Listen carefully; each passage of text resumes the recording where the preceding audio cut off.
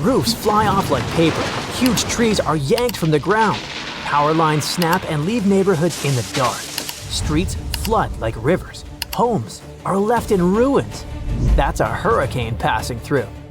After the wind calms down, the real mess begins. People stranded, no clean water, destroyed roads. Storms have been picking up for like 5,700 years. And the scariest part is that in the last 20 years, there's been a huge spike. But let's start from the very beginning. This is Belize, a small country on the northeastern coast of Central America. And this is the Great Blue Hole, a huge, deep underwater sinkhole about 410 feet deep and approximately 50 miles off the coast of Belize. It formed around 10,000 years ago, when the sea levels rose after the last ice age. A team of scientists arrived in Central America to study mud from way down in the Great Blue. They pulled out a long sample of sediment, which is basically layers of stuff that's settled over time. You might ask, so what? How are tropical storms connected with this sediment? Let's see. Tropical cyclones are big, spinning storms that form over warm ocean water. They pull up heat from the sea and blast it into the sky. And yeah, they can be devastatingly destructive, with super strong winds, heavy rain, and floods from big waves. And mud cores like the one the researchers pulled up are actually records of tropical storms. The sample they pulled up was 98 feet long, which made it the longest ever found in that area. Here's how it works. Every year, two thin layers of sediment settle in the hole where the weather is calm. But when a big storm hits, it leaves behind a different, messier layer. So by looking at these layers, scientists could tell how many storms hit that spot over the last 5,700 years. It's like counting tree rings, you know? Anyway, what they found was rather unexpected. It turns out that tropical cyclones had been getting more and more common. The lead researcher said that over the past 6,000 years, there were usually between 4 and 16 tropical storms or hurricanes every 100 years. But just in the last 20 years alone, they found signs of 9 storms in that same little area. That's way more than usual, and it shows how much things are changing. Scientists think there are 2 main reasons why tropical storms have been happening more often. One reason has to do with something called the Intertropical Convergence Zone, or ITCZ. This is an area near the equator where winds from the north and south come together. That spot has low air pressure, lots of moisture, and tons of thunderstorms. Just above it is the part of the Atlantic Ocean where most hurricanes are born. It even has an official name, the Hurricane Main Development Region. Normally, the ITCZ moves north in the summer and south in the winter because of changes in ocean temperatures. But over the past few thousand years, it's slowly been shifting farther and farther south. That's why the area where storms usually start has also moved south. It means storms are now forming and heading toward lower parts of the Atlantic than they used to. The second reason for the recent spike in storms is rising ocean temperatures. Earth has gotten warmer, and the ocean has warmed up too. The warm oceans help make more powerful storms. Such an increase likely means that this part of the world might see a lot more big storms in the future. If things keep going the way they are, scientists think the Caribbean could get hit by as many as 45 tropical storms and hurricanes by the end of this century. That's way more than anything the world has experienced in the last 5,700 years. There are just too many changes in the world that influence the situation. They create the perfect conditions for more storms to form and get really intense really fast. But if you think storms are getting more intense only over the ocean, let me tell you about America. A bunch of really dangerous storms, including tornadoes, dust storms, and wildfires, tore through several states in the Midwest and south of the USA in March 2025. At least 42 people lost their lives, and the scale of the devastation is enormous. What's scary is that most of this destruction didn't happen in the usual Tornado Alley area. Tornado Alley is a nickname for a part of the US where tornadoes happen a lot. It stretches through places like northern Texas, Oklahoma, Kansas, Missouri, parts of Louisiana, Iowa, Nebraska, and even eastern Colorado. But this time, storms hit places like Mississippi, Arkansas, and Alabama. Experts had warned this might happen. At the beginning of 2025, they said that tornadoes could start showing up more often farther east than usual, and that's exactly what's happening. One of their top weather experts said people in the Mississippi and Tennessee valleys should get ready for a rough spring. There are more people living in these areas than in traditional tornado zones, and many of them live in mobile homes or buildings without basements, which puts them at more risk when big storms hit. A tornado is basically a spinning tube of super strong wind that comes down from storm clouds and touches the ground. They can be really dangerous. To figure out how strong a tornado is, scientists use something called the Enhanced Fujita Scale. It goes from EF0, which stands for the weakest tornado, to EF5. Such a tornado is crazy strong, tear your house apart strong. The main question is, why are tornadoes happening more in the east now? In the US, tornado season usually kicks off in March. That's when cold air from Canada bumps into warm, wet air coming up from the Gulf of Mexico. And boom, storms start to form. But this year, things are a bit different. Here's what's going on. There's a big patch of high pressure, basically a chunk of calm, warm air hanging over the southwest. That's keeping things more stable out west, so fewer thunderstorms as well as fewer tornadoes are expected there. So, tornadoes are shifting eastward. Meanwhile, the Gulf of Mexico is super warm this year, and that's helping storms form in the southeastern US. The warm water adds a lot of energy to the atmosphere, which can lead to stronger, more frequent storms in places like Mississippi, Alabama, and Tennessee. Up north, around the Great Lakes and Northeast, it's staying cooler this spring. That means fewer big storms up there, at least for now. Now, let's get back to those devastating March storms. On March 14 and 15, a huge storm system blasted through parts of the central and southern US. This system brought 52 confirmed tornadoes, massive dust storms, and fast-moving wildfires. It all led to almost 1,100 canceled flights. About 150 million people were affected by this natural disaster.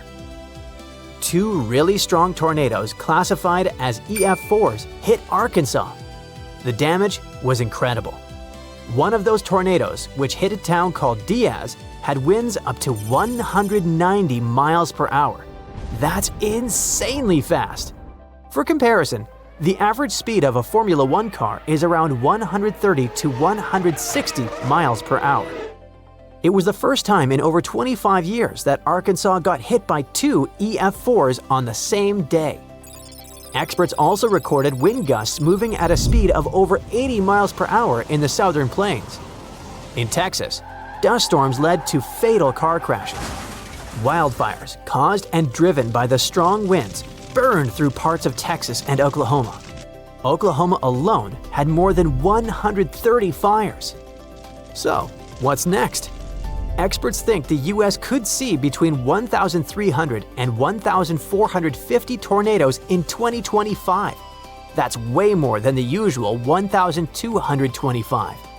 And it's not just about tornadoes. A warmer atmosphere can hold more moisture.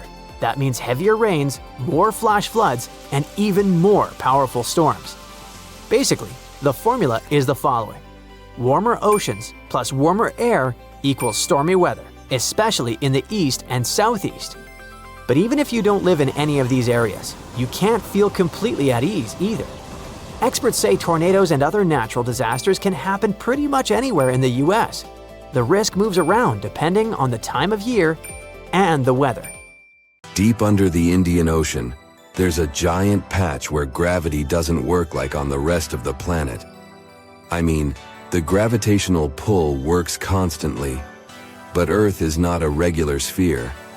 Its surface is not smooth. It's covered with lumps and bumps like a potato. because our planet is not the same everywhere inside.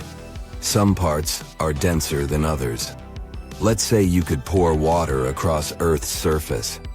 The shape this water would make is called a geoid, and it's like that because of the differences in materials inside the planet. That's why gravity isn't the same everywhere. And down there in the dark depths of the Indian Ocean, it's weaker than usual. That spot is something we consider a giant gravity hole that stretches more than 1 million square miles in size. It's roughly where the ocean floor sinks down in a giant depression. Scientists used ships and satellites to figure out this mystery. They realized the water level near India was lower because of this weak gravity spot. They're still not sure what made gravity become so weak in that area. But 2 Indian researchers realized everyone was trying to understand this, considering what that area looked like in the present. So they decided to go to the past. They used computers to make models of a virtual Earth and figured out that the answer could lie over 620 miles under the surface. That's where a part of an old ocean sank 30 million years ago, causing a hot melted rock to move around.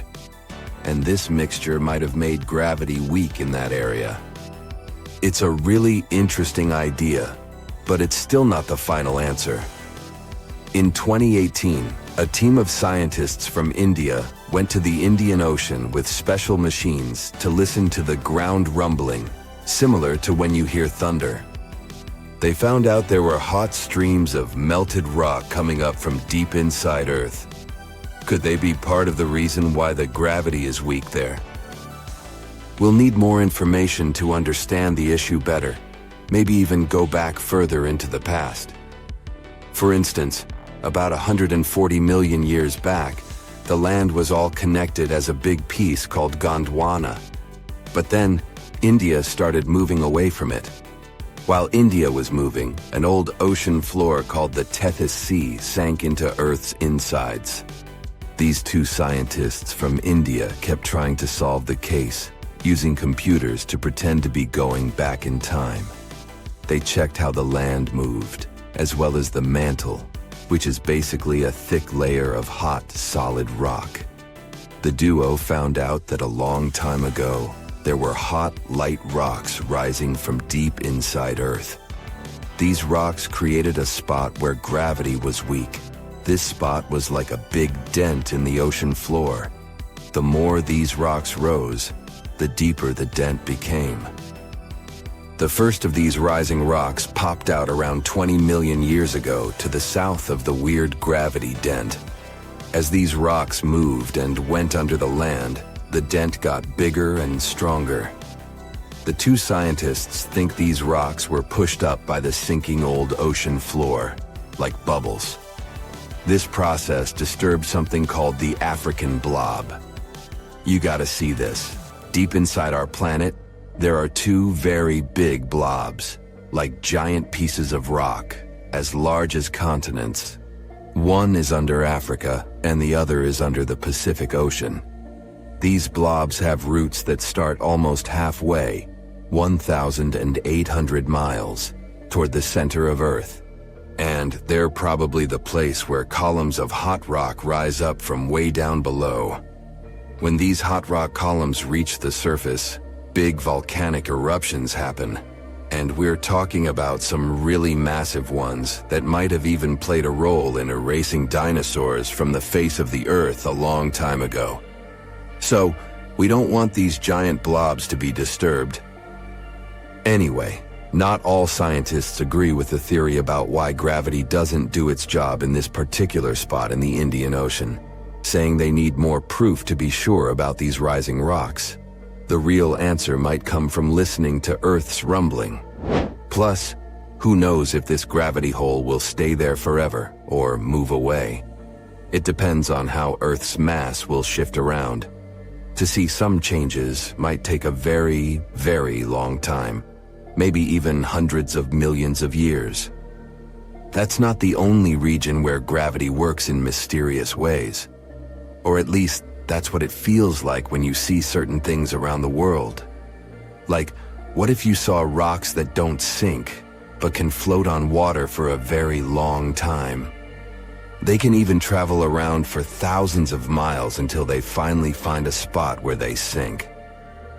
Scientists figured out how this worked by using special X-rays to check the insides of these rocks. And these unusual rocks turned out to be very light and full of tiny holes. Researchers used wax to cover pieces of these rocks and went with a special X-ray method to look inside the rocks to see how much water and gas was there. The reason these rocks can float is because of something called surface tension, which is like a very thin, the size of a human hair, layer of air on the water's surface. This helps some animals, like lizards and insects, to really walk on water. And these floating rocks are not just cool because they travel, but also because they can actually help scientists find underwater volcano eruptions. They can also carry living things across oceans since they tend to collect some plants and other things rich in nutrients. So it's basically like a free cruise, until you sink down at some random spot. No iceberg needed. Here you have floating rocks. And in Death Valley in California, there's a strange phenomenon where big rocks move across a dry lake bed and leave trails behind them. People wondered how this was possible for 60 years until the case was solved. Some thought there must be strong winds moving these rocks, or maybe even ice. But scientists found these winds aren't really strong enough to move such big boulders. They placed cameras on cliffs near the rocks, even though they were hard to reach. They did this for 3 winters in a row to study the temperature, rain, and wind in the area. Their idea was that ice might lift the rocks and let the wind push them. To test this properly, they put a rock in a container with water and sand and froze it. When they later pushed the container, the rock moved like it was on ice. This experiment helped prove their theory. And what's interesting is that the rocky area in Death Valley is similar to one of Saturn's moons, Titan. So these weird things on our planet may help us understand other phenomena, even in space. The reverse waterfall in England is an example of a spot with weird gravity too. You can find it not far from Hayfield. It has water that looks more like a fountain than a waterfall, considering it goes up toward the sky. But it turns out gravity doesn't have anything to do here. It's just the wind. It's so strong that when the water falls down, it catches it and pushes it back up. But where does this constantly strong wind come from? You can see a similar thing at Hoover Dam in Nevada, US. Try to climb up the dam, 726.4 feet, and pour some water out of a bottle. Not working? Yep, the water won't flow down as it normally would. It will fly up. You'll have the same result if you throw some light object from the same height. You will get it back. And this happens because of the strong airflow too. So these things seem like gravity is messing up with us. But there's always a logical answer behind that. Hopefully, we'll get one for the gravity hole in the Indian Ocean too. In 2003, while following a grouper that suddenly disappeared below the waves in Chetumal Bay, Mexico, a lone fisherman discovered a mysterious hole hidden from sight. More than a decade later, his son returned with researchers to take a closer look. They started measuring. 100 feet, 160 feet, 425 feet. Still no bottom. As instruments descended into the dark, still water, the readings grew stranger. Warm, salty water where it shouldn't be. Currents rising from the darkness below. The latest readings showed over 1,372 feet and still no end in sight. Quiet, deep, and dangerous. It's Taam Ja, the latest and officially the deepest known blue hole on Earth, and it might be hiding something never seen before. Nature takes its time. Over thousands, sometimes millions of years, water slowly carves through underground rock. Then one day, the ceiling gives way, the ground collapses, and you're left with a massive hole. That's a sinkhole. Blue holes are just ancient sinkholes that filled with water as sea levels rose long ago. From above, they look like dark circular shadows, much darker than the water around them. All because they're super deep and sunlight can hardly reach the bottom. Some go hundreds of feet down and are almost perfectly vertical. Cut off from ocean currents, they create still, isolated environments that scientists are still trying to figure out. So, what makes Taam Ja unusual? Well, most famous blue holes like the Great Blue Hole in Belize are impossible to miss. You can spot them from a satellite. Taam Ja, on the other hand, is practically invisible.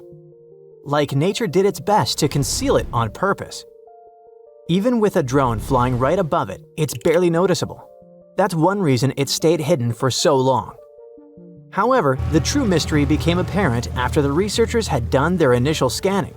In December 2023, scientists decided to explore the depths of Taam Ja by lowering something called a CTD profiler, which measures conductivity, temperature, and depth. As it went past 1,312 feet, they discovered something curious. Instead of cooling down, the water suddenly got warmer. It also became noticeably saltier, with readings that matched the open Caribbean Sea. But wait, Chetumal Bay is already part of the Caribbean, so what's the big deal? Well, Taam Ja is tucked far into the bay, and its depth is unusual for such a calm, protected environment. What surprises scientists is that water deep inside the sinkhole has the same temperature and salinity as the open ocean, even though it's cut off from it horizontally. What this means is that there could be subterranean tunnels or fractures connecting the deep hole to open seawater, not through the surface, but beneath the rock. Kind of like a secret pipe network, possibly dating back to the time of asteroid impacts. Taam Ja is located near the Chicxulub crater. It's where 66 million years ago, a giant meteor slammed into what is now the Yucatan Peninsula. It's widely believed to have caused a mass extinction event that wiped out dinosaurs. The asteroid didn't create Taam Ja, but it may have fractured the foundation, potentially making it easier for caves, tunnels, and eventually blue holes to form. Some speculate that these underwater connections could extend to other blue holes and hidden springs nearby. However, exploring Taam Ja is not just about maps and underwater tunnels. During the first expedition, researchers saw something strange. The water above Taam Ja was calm, while the rest of the bay had chaotic waves. Then, from the center of the hole, water started to rise upward, like a hidden spring gently exhaling. Not a geyser, not a splash, just a slow, steady surge, like something beneath had moved and pushed the water up. The fact that this happened only once made the following exploration intimidating for divers. They said that diving felt like encountering a living entity that moved and interacted with them in an intriguing and mystifying way. When you've got a place that deep, that dark, and completely cut off from the rest of the ocean, it's a door to the unknown. While it's probably too tight for the Lovecraftian sea gods to fit in there, it's not impossible that there could be species that no one's ever seen before, maybe even dangerous. It's speculative, but if the hole goes even deeper, any microbial life down there would likely be ancient and adapted to survive in extreme, hostile conditions. It doesn't have to be some scary sea creature. Even tiny, unfamiliar organisms could disrupt modern ecosystems if disturbed or released. There might be water from prehistoric times or something left behind from the asteroid impact that wiped out dinosaurs. This place might be hiding an entire ecosystem that's been sealed off for literally ages. And that matters because if life can survive in such a strange sealed-off place, it might survive in similar environments on moons like Europa or Enceladus. Also, some blue holes, like the Great Blue Hole, contain nasty stuff like clouds of toxic gas that can eat through equipment and even burn your skin. No wonder that divers felt like they were exploring something alive. Now, if you're wondering whether you can rent diving gear and actually go and explore this hole, the answer is no. Basic scuba gear requires certifications, Even dive shops won't rent to uncertified individuals, especially not for places like this. But even if certified, recreational divers can only reach a depth of about 130 feet. Going deeper takes special training, equipment, and a lot of caution. Even professionals rarely go beyond 1,000 feet, and when they do, it's with complicated, risky setups. At these depths, water pressure becomes a major obstacle, enough to crush most equipment not built specifically for it. So for now, Taam Ja remains a mystery that's impossible to uncover while diving. The next stop is most likely sending an ROV, a remotely operated submarine equipped with cameras, arms, and sensors. It can go much deeper than any diver and stay down there longer. ROVs could help uncover layers of fossils, strange chemical zones, and even clues about past climate change. In most of the blue holes, it's possible to find life, sponges, corals, or fish. But the deeper you go, the more oxygen levels drop, which makes it hard for organisms to survive, even though some microbes live there. Among the few creatures found, there are shelled single-celled organisms called foraminifera and tiny worm-like nematodes. It's precisely because of these microscopic animals that we speculate that if life can make it in Taam Ja's dark, salty, oxygen-free waters, maybe the same is true for other watery worlds. However, despite the enthusiasm around it, Taam Ja is almost unnervingly empty and devoid of larger life. Even near the upper layers where oxygen levels are decent, no fish, no crustaceans, not even a tiny shrimp have been observed. Just tiny organisms invisible to the unaided eye. No bikini bottom, but to be fair, we haven't reached the bottom yet. Which brings us to the speculation. Is it possible that ROVs will never reach the ocean floor? The hole might be deeper than we expect or shaped in a way that makes it hard for our equipment to get accurate readings. It might have side tunnels, ledges, or twists that throw things off.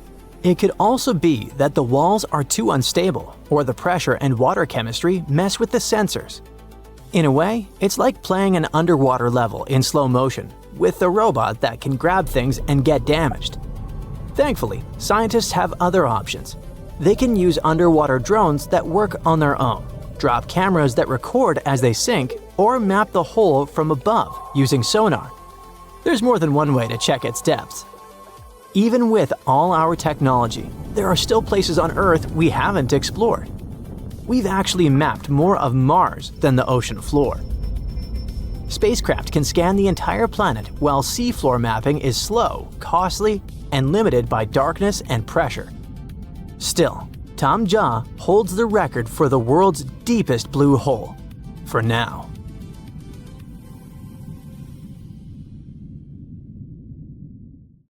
Lake Michigan is one of the largest and most mysterious freshwater lakes in the United States. And now, deep inside it, scientists have stumbled upon something unexplainable. Vast, round craters scattered all across the lake's floor. It all started in 2022. A team of researchers wanted to map the lake's bottom and look for some shipwrecks. At first, they were sure it's going to be just some typical rocky terrain or sandy patches.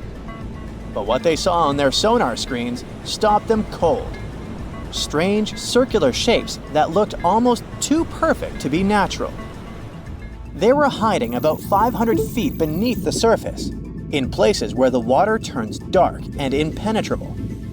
Those guys are huge, ranging from 300 to 600 feet wide. They also plunge nearly 40 feet deep. And there are dozens of them, neatly arranged like some footprints. But the team had no idea what these things were. Then, in August 2024, the mystery only deepened. Using a remotely operated vehicle, they got a closer look at these formations. There were about 40 of them. No one had ever seen anything quite like this before in the Great Lakes. What could have created those craters? Could they be ancient? Perhaps remnants of some geological event lost to time? If that's the case, it's weird how long these holes have likely been sitting there, undisturbed. Theories started popping up. One possibility was that they could be sinkholes, or dolines. Those are basically holes that suddenly appear in the ground when the surface layer collapses. The rock beneath the surface, often made of limestone, gets slowly dissolved by water over time, creating voids underground. When the surface of those voids can no longer hold its own weight, it caves in, and this forms a hole. Think of it like when you poke a straw through the lid of a drink. Sinkholes can be small dips or huge, spanning up to 2,000 feet. They can happen gradually or all at once. Sometimes they can swallow entire cars or even buildings. And Lake Michigan sits on limestone bedrock. It erodes pretty easily when water flows through it. Sinkholes like these have already been found in Lake Huron, and they look kinda similar. But there are some plot holes, no pun intended, with this theory. For example, it's wild how they all would be so huge. It's also weird and pretty rare for sinkholes to occur in a lake bed. They also kind of resemble a straight pattern. They seem to extend generally southward, forming a loose line, which is pretty weird. If these are sinkholes, then they're definitely not playing the usual geological rules. Though it might be some new, unusual process at play beneath the lake's surface that we haven't discovered yet. There's another theory though: glaciers. Glaciers are wild rivers of ice.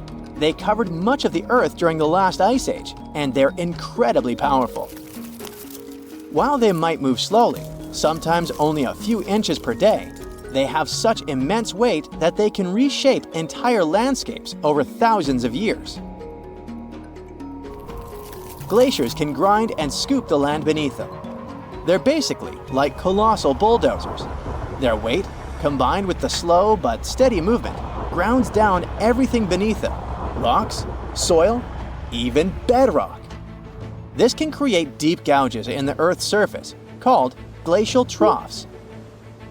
During the last ice age, there were lots of glaciers all over the northern US, including the Great Lakes region. If they moved across what is now Lake Michigan, they could have carved out these deep holes. Glaciers often move in a pretty straight path. As they move, they cause terrain to erode, but the resulting erosion varies based on terrain.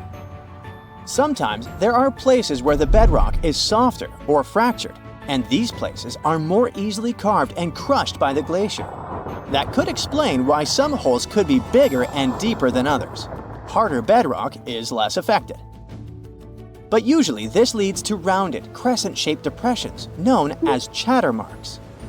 Those marks are more like grooves rather than circular, big craters like those in Lake Michigan. Once the glaciers melted, the Great Lakes themselves formed. If the craters were formed by them, they may have filled with water, becoming part of the Michigan Lake. Though this theory is more like a speculation, so we need more evidence. But there's another layer to this mystery. The craters are not just curious geological formations. They actually may hold valuable clues about early life on Earth. Parts of Lake Michigan, especially dark ones, are relatively low in oxygen. It's like a lighter version of deep ocean environments that often have very little of this element. For example, hydrothermal vents deep in the ocean, underwater openings in the Earth's crust with some hot, mineral-rich water that are often very low in oxygen. But some organisms love places like these. For example, opossum shrimp. Teeny tiny shrimp-like creatures that love cold, deep waters. They get their name because they have a pouch to carry their young until they're ready to be on their own, like an opossum. Or deep-water sculpin fish, small bottom-dwelling fish that also enjoys cold lakes. They're well adapted to living in dark waters and usually stay close to the lake bed. And weird organisms like invasive quagga mussels, which kinda look like shells. These are small freshwater mussels that have spread there to the Great Lakes. They attach themselves to hard surfaces and can cause problems for ecosystems by competing with native species for food and space. All these guys could be in Lake Michigan, and even more. There might be microbes or even bacteria that are specially adapted to these harsh conditions, just like it was in Lake Huron. There's only a handful of creatures that could survive deep within these craters, and studying them could give us insight into how life once flourished in Earth's ancient, oxygen-poor oceans. That's because it's in places similar to these where some of the earliest life forms thrived. Early Earth had an atmosphere with little oxygen, although it was much more hot, and ancient microbes adapted to this. The Great Lakes, especially Lake Michigan, have always had a bit of a ghostly reputation. Like, even this mission was organized to study the shipwrecks. There were about 6,000 of them in the Great Lakes. Many of these wrecks are still sitting on the lake beds, preserved by the cold, fresh waters. And shipwrecks aren't the only strange things tied to the Great Lakes. Over the years, there have been stories of unexplained disappearances. Boats and even planes have vanished without a trace. The lakes, often calm on the surface, can suddenly turn dangerous with unpredictable storms and massive waves, leading to these mysterious events. Not even mentioning all the creepy stuff people noticed there over the centuries, such as ghostly lights above water or bizarre weather patterns like eerie, sudden fogs that seem to appear out of nowhere. In 2007, they even discovered some prehistoric structure that looks like Stonehenge there. Well, it was way smaller, but still. It lay about 40 feet below the surface in the heart of Grand Traverse Bay, and it's speculated to be about 9,000 years old, way older than Stonehenge. Looks like this is a print of those who lived in the area thousands of years ago. These massive stones are arranged in a careful, winding pattern stretching over a mile. They range in size from basketballs to compact cars. But one, in particular, stands out. A boulder 3.5 to 4 feet tall, 5 feet wide. It's etched with the image of a mastodon, a creature that roamed the Earth about 11,000 years ago before it went extinct. It probably sank there during the end of the last ice age we mentioned. This period had reshaped the region. This place is underwater now, but back in the day, it was still dry land. So the stones were probably created by people who lived there, though we're not sure why. Were they used as hunting blinds? Or was it some sort of an ancient calendar? Who knows? Only about 15% of the Great Lakes floors have been explored. Now, scientists are gearing up for a deeper dive into this mystery, both literally and figuratively. They want to analyze the lake beds surrounding the craters, hoping that maybe something in the environment around them might have caused them to appear. They have initiatives like Lakebed 2030. These missions should map the entire underwater landscape. This would help us learn tons of interesting stuff about Lake Michigan and our planet's past. Who knows what other secrets these dark waters hide? How would you describe the shape of the planet we live on? It's definitely round, but it's not a perfect sphere. Because of the force of Earth's rotation, it's slightly flat on the north and south pole. But there's more to it. The planet's rotation causes its sides to bulge outwards. The best term to describe our home planet is ellipsoid. Earth is nothing more than an oversized lumpy potato. These are the words of Atraji Ghosh, a solid Earth geophysicist from Bangalore. She and her team have been studying something called the Indian Ocean Gravity Hole. Sounds like the scenario for a science fiction movie, but it's very much real. We think of gravity as something consistent. If you drop a pen from your hand in Los Angeles and in Perth, they're going to fall to the floor at the same time. Well, this is not completely true.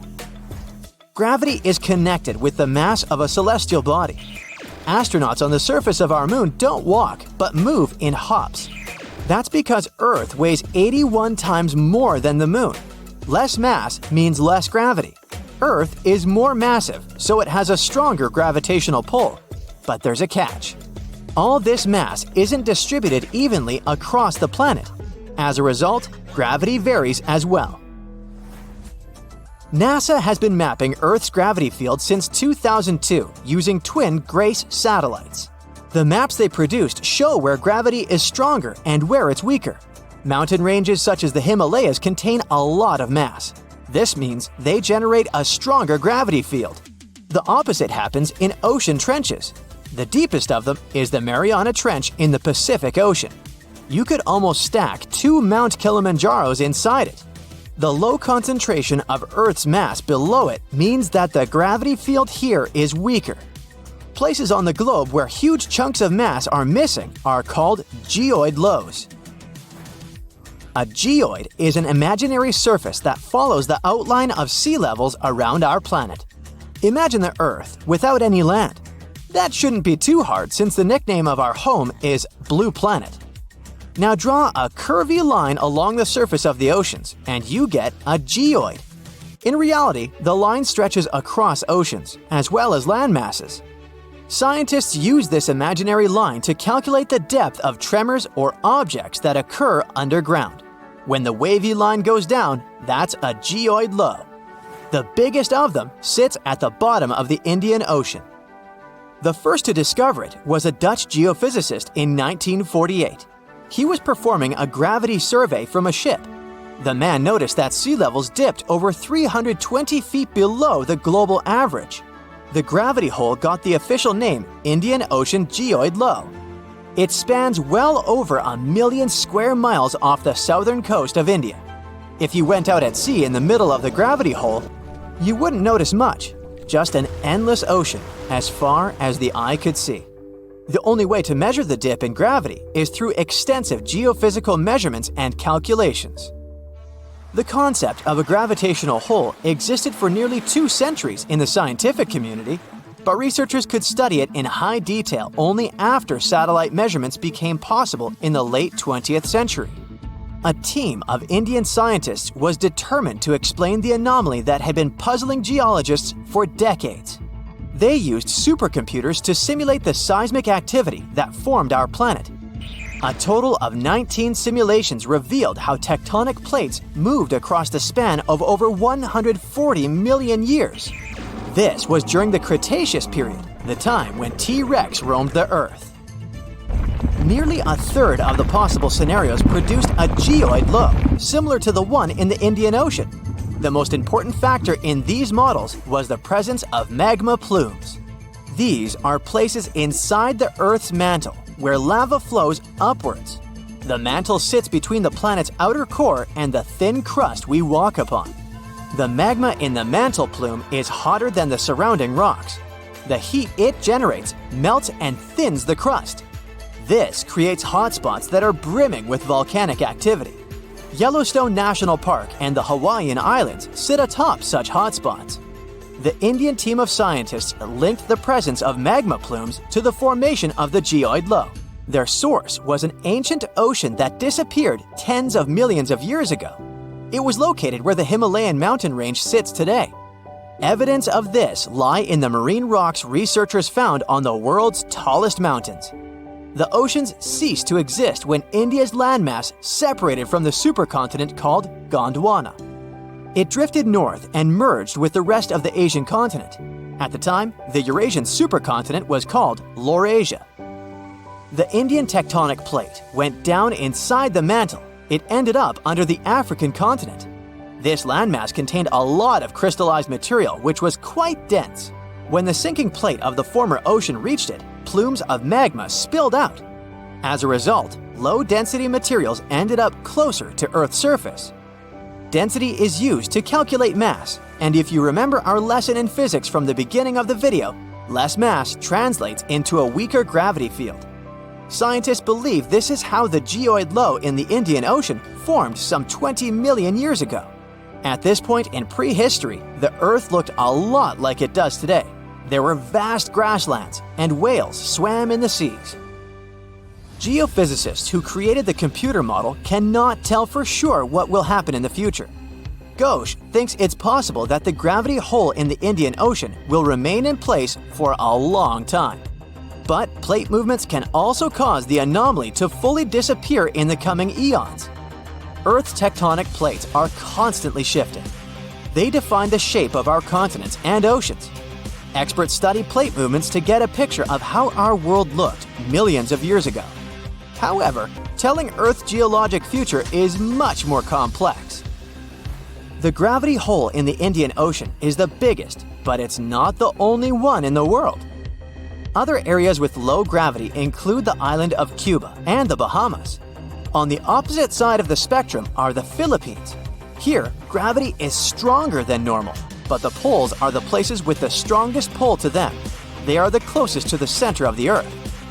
If you stand directly on the North or the South Pole, you are 3,950 miles from the planet's core. At sea level on the equator, this distance increases by more than 13 miles. Earth's gravitational field also has an effect on your weight. At the equator, you weigh 1% less than you do on the poles. The South Pole is maybe more suitable for this experiment because there is actually ground there. But gravity is the strongest at the North Pole in the middle of the Arctic Ocean. This is where scientists in 2013 recorded the highest gravitational acceleration on the planet. This is the rate a falling object speeds up in free fall. The acceleration depends on the strength of gravity. When a team of researchers from a university in Perth set out to map these gravity changes, they discovered something interesting. Gravitational acceleration was the highest at the surface of the Arctic Ocean. This is something they expect to find, but the location of the lowest acceleration point amazed them. It wasn't on the equator as they assumed. The spot lay more than 600 miles south of it at Mount Huascarán in Peru. Scientists believe that the mountain's height had an effect on the phenomenon. This peak in the Andes is the highest point in the South American country. Hypothetically speaking, if a human falls from a height of 330 feet here, they will reach the ground 16 milliseconds later than if they performed the same stunt in the Arctic. Well, we've been miscalling Uranus all this time.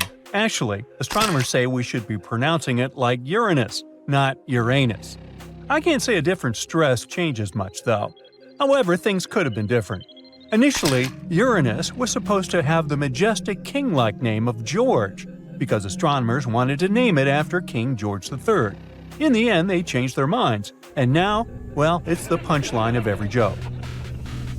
If you take the total cost of launching a mission and divide it by the weight of the cargo, you'll see some pretty mind-blowing figures.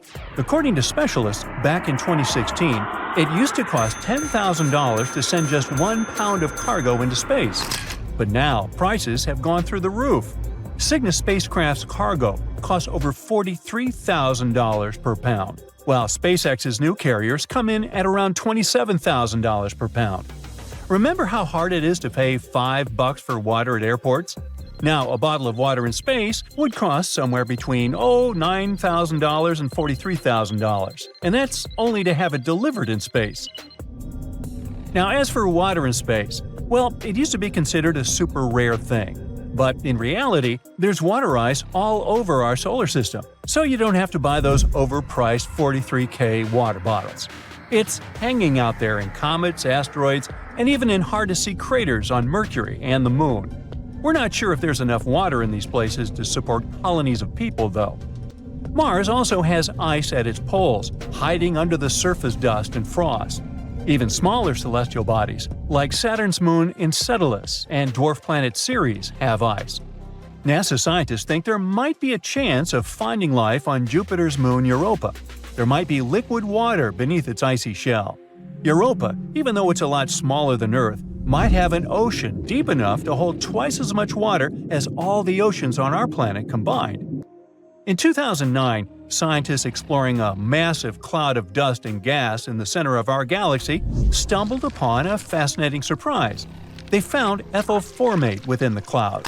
This chemical is responsible for the delightful flavor of raspberries and has a rum-like scent. Furthermore, another nearby region is brimming with ethyl alcohol, the same type found in many beverages. In fact, there is enough alcohol in this region to provide every person on Earth with 300,000 pints of beer every day for the next billion years. Now, believe it or not, we do have a black hole on Earth. The thing is, creating an in-lab black hole was a sort of indispensable thing to do. Studying black holes in real space remains a distant dream, so it was only possible to create one to experiment with in a lab. A group of scientists in the Netherlands wanted to explore the mysterious Hawking radiation theory proposed by the iconic Stephen Hawking. Using atoms to mimic an event horizon, they orchestrated electrons, causing a surge in temperature that resembled flat spacetime. As particles moved through quantum fluctuations, a ring of infrared radiation appeared around the lab-grown black hole, mirroring Hawking's idea. So, if you totally understood what I just said, could you please explain it to me? Now, it may sound insane, but you can totally be allergic to the moon. Long story short, it was the final Apollo mission, and they brought back more rock samples than ever before. Plus, they had the first and only pro-scientist on the moon, Jack Schmitt. He was a geologist, and his rock samples helped scientists learn more about the moon's magnetic field and volcanic history. During the expeditions, it became evident that Jack Schmitt was allergic to moon dust. The gritty, sticky powder clung to his suit and his skin, causing irritation in his sinuses, nose, eyes, and throat for a couple of hours after he took his helmet off. Meanwhile, neutron stars are extremely dense, being basically just a bunch of neutrons squished into a super small space. If you had just a teaspoonful of this stuff, it would weigh more than the entire human population combined. And to match the density of a neutron star, we'd all have to squeeze into the space the size of a sugar cube. No thanks. When it comes to outer space, we tend to think that Earth and the Moon are pretty close together. But in reality, you can actually squeeze all the other planets of our solar system between Earth and the Moon. The average distance between them is about 240,000 miles.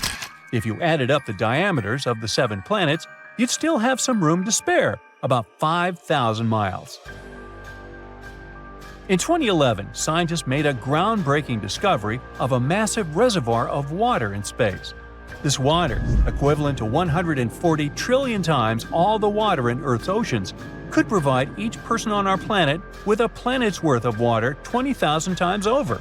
This reservoir was located near a massive black hole drawing in matter and emitting energy, known as a quasar.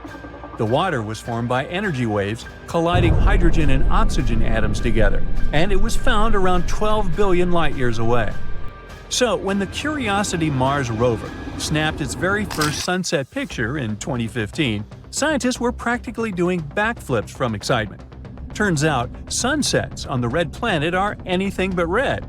They're actually a stunning shade of blue. According to NASA, the reason behind this phenomenon is that the dust in Mars' atmosphere is like a magical filter that lets blue light shine through while blocking out those warm tones like yellow, orange, and red. Well, Venus is a slow spinner compared to Earth. It takes this planet 243 days to make a full rotation, and it spins in the opposite direction. But even though Venus takes longer to spin around, it zooms around the Sun in just 225 days because it's located so close. So, believe it or not, a year on Venus is actually shorter than its day. So, you might think that the night sky should be full of stars with no dark spaces at all. This idea is known as Olbers' paradox, named after German astronomer Heinrich Wilhelm Olbers. He thought that if the universe was infinite, unchanging, and timeless, then we should see stars everywhere we look. But it turns out that the universe is not infinite, unchanging, or timeless. Edwin Hubble discovered that the universe is actually expanding, and the leftover radiation from the Big Bang tells us that the universe is about 13.8 billion years old. Think of all the birthday candles. Ooh!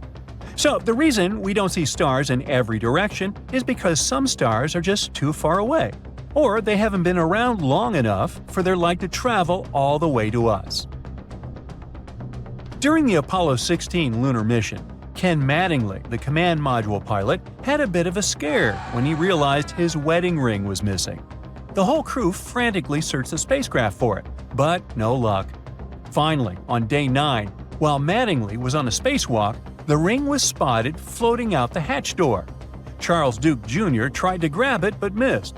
Luckily, it bounced off Mattingly's helmet into Duke's hands. It's cool they found the ring, but there are many other things people left up there. There's even a toothbrush floating around somewhere. Mercury is already the tiniest planet in our solar system, not counting Pluto, of course. and the second densest after Earth. And believe it or not, it's actually shrinking and getting denser. For a long time, scientists thought Earth was the only planet with tectonic activity. But that all changed when the Messenger spacecraft flew by Mercury, giving us a detailed scan of the whole planet. In 2016, Messenger discovered these cool cliff-like formations called fault scarps. Since they're still relatively small, scientists think they're pretty new, suggesting that Mercury is still contracting 4.5 billion years after the solar system began. And around 10 years ago, Australian astronaut Luca Parmitano went through a near-drowning experience during his spacewalk due to a water leak that went unaddressed. Nobody knew how it happened and why Luca ended up having water in his helmet. NASA was investigating the issue for months, but they were unable to determine the exact cause of the water entering Luca's helmet. So, a giant crater right in the middle of the cold permafrost of Siberia has been getting wider and wider for several decades, maybe centuries. We don't know. It looks like the doorway to the underworld, but its official name is the Buttigieg Megaslump. It's like the Grand Canyon in cold conditions, which is getting bigger and bigger. Siberia is a rather harsh and gloomy region. Cold weather, endless dark forest with dangerous wild nature, no civilization around, and now we have this.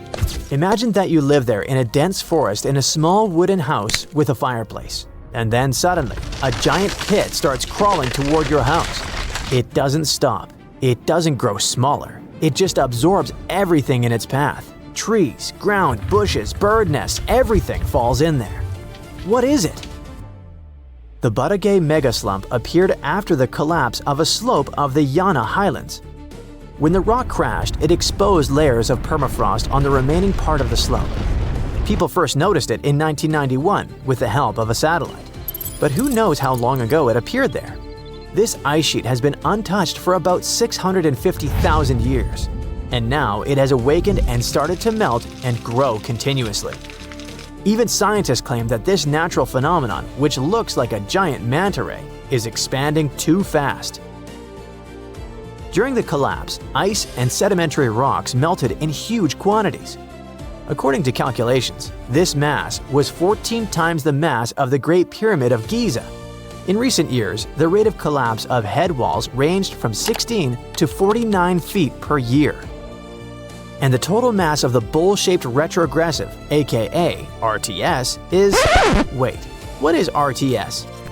This is a term that recognizes the crumbling relief of the bowl-shaped form. It can be erosion, ground collapse, rock deepening, and the like. So, the total RTS in the Buttigieg crater increases by about 35.3 million cubic feet per year. This volume is equal to about 400 Olympic swimming pools. But is this monstrous geological slope expanding into the depths? Fortunately, it's not. The melting of permafrost has reached bedrock and stopped, so there will be no sinkholes to the planet's bowels.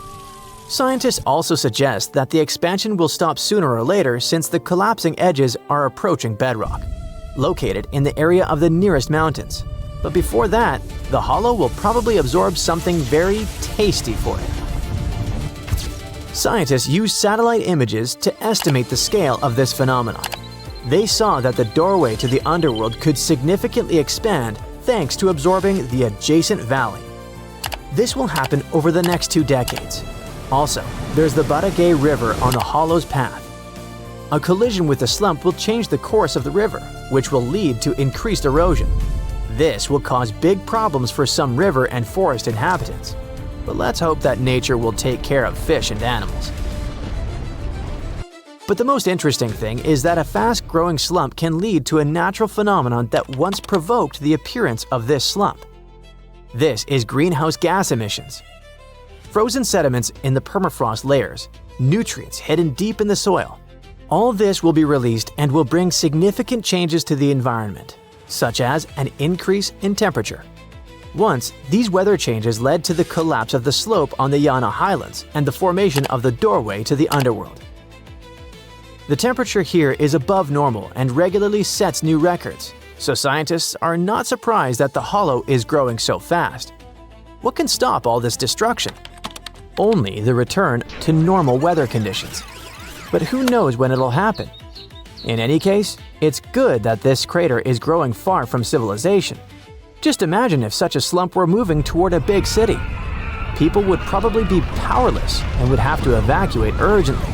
And then we would have to watch a live stream from a helicopter, skyscrapers falling into a giant pit. Oh, by the way, you don't have to imagine that. A similar phenomenon is happening in California. Only instead of a giant slump, there is the Nyland Geyser. In simple words, this is a moving mud puddle or a moving geyser, the only one in the world. Unlike the Barangay mega slump, this lump of sludge is not that big and it will hardly expand. But it's acting much more weirdly. It's constantly moving, and no one can stop it. This mud puddle formed in 1953, about 5 miles northwest of Nyland, in Imperial County, California. It was a typical mud cauldron. It formed, waited, did nothing, and then decided that it didn't care about all the geological laws, so it just went west sometime in 2007. Perhaps it happened later, but no one knows for sure. In the beginning, the puddle took its time and moved quite slowly, but in April 2018, it had accelerated. It turned out that it had passed 280 feet from the formation site. That's about 3.5 times the length of a tennis court. How does it move? And why won't anyone stop it? Oh, people tried. When the puddle began to approach the Union Pacific Railroad, engineers built a wall going into the ground to a depth of 80 feet. And you know what? The moving dirt just penetrated underground, seeped under the wall, and came back out on the other side. What is it? Where does it go? And how did it form? Scientists don't know, but there are theories. California has the Salton Sea. This is not actually a sea, but a grounded saline lake with shallow water. There are many mud cauldrons on the eastern shore of this lake. Nyland Geyser appeared among them and began to move. Some scientists suggest that the bedrock of this geyser is more permeable. That is, dirt and water easily seep into this geyser and make it move. This is something like a sieve that appeared as a result of frequent earthquakes. In addition, this region receives a lot of precipitation, which flows here from the Grand Canyon across the Colorado River. It also accumulates a lot of natural gases and heat from magma that flows under the Earth's interior. Add tectonic activity to this mix and you get conditions that allow a large mud puddle to move. Scientists have the pieces of the puzzle, but no one can put them together into one single picture and find the exact reason for its formation. And while the scientists were thinking, the puddle approached the Union Pacific Railroad. When the wall didn't help and the geyser continued to move, the railway management redirected trains to temporary tracks that they had built in case of an emergency with the puddle. People came up with different ways to stop the moving geyser. They tried pumping water out of the geyser, sprinkling its edges with ground, reducing pressure, and much more, but nothing worked. By August 2019, the puddle had become a threat to Highway 111. The State Transportation Department closed the road and built a bypass. This forced drivers to detour and spend an hour and a half driving around the western shore of the Salton Sea. Now, the puddle has slowed down, but everyone is waiting for what will happen next. Who would have thought? Spaceships from other galaxies, meteorites, a zombie apocalypse, global cataclysms. We imagined so many possible threats to humanity, but it turned out that a moving puddle of mud could cause huge problems. Fortunately, this doesn't frighten people living in the state. Geologists, engineers, and builders look at this phenomenon with delight. It's a miracle of nature, and people can't do anything about it. Although, if you think about it, surely something can be done. For example, dig a hole in front of the puddle and set a big fire inside it. It would be funny if the puddle puts out the fire and moves on. In any case, it's interesting to see what happens next and where it's going.